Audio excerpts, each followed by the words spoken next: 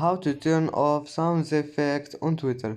Hello guys, in today's video I'm gonna show you how to turn off sound effects on Twitter. First go to Twitter and then go here and now click this one, settings and privacy.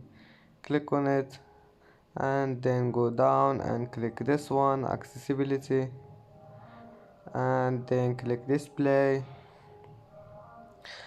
And now all you need to do is just click this one, and as you see sound effect has been turned off.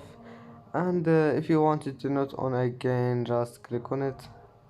And that's how to turn off sound effects on Twitter. And that's it for today's video.